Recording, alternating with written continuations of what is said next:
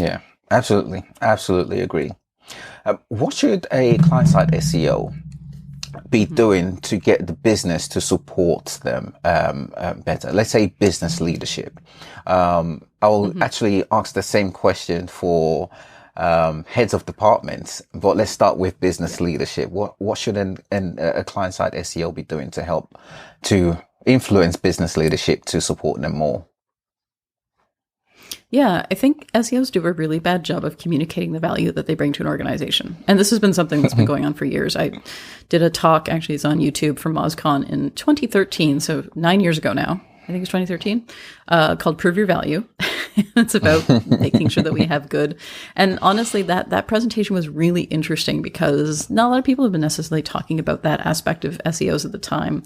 And one of the things that I said in just a throwaway part of the presentation was, and don't report on rankings. And afterwards, people are like, what? You don't report on rankings? What? And that became like a major theme that came out of the presentation. Like, don't report on rankings because rankings don't make you money.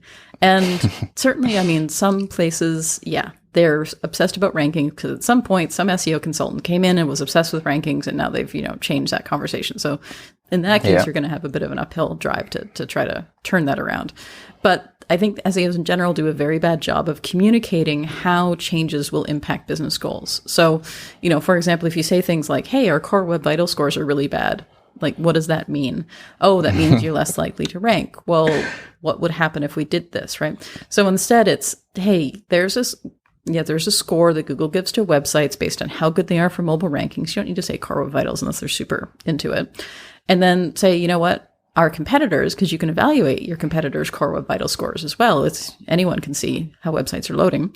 You can use a tool called Crux, and it's a Google Data Studio report that you can build, and it's free, and it will give you the data that Google has on any domain, especially if you have larger websites. It's great, but you can say, here's our scores, and here's your most annoying competitor scores, and here's this upstart company scores, and you can see why we're failing because these two are better than us. And so that means that we need to focus on this, this, and this, right? And have some concrete reasons why. What is the business impact?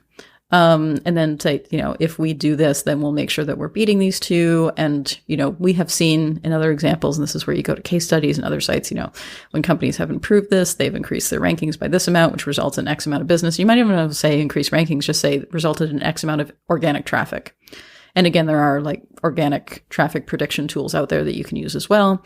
And say, we know, for example, right now that you get, say, 10,000 visitors a month from organic. They convert at a 10% rate.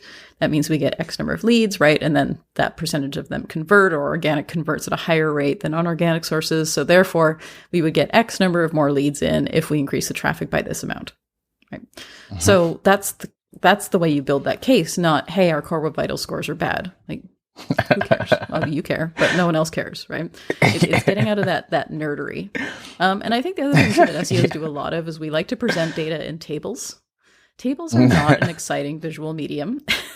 I know we're all super Excel nerds and everything else, but sometimes you just need to have a bar chart or literally anything else other than a table. And that's, people like to see visuals of traffic going up and to the right. And if it isn't going up and to the right, you can explain why, but certainly, don't always present stuff in tables. If I say to an SEO, hey, can you make me a report on, traffic coming to the website? The first thing that they're going to do is present something where it's, channels, traffic by channel in a table format. No, that's not it. Where's the over time context? Is there, seasonal traffic that we need to be thinking about? What is the context for this data? And I think that could be really missing as well.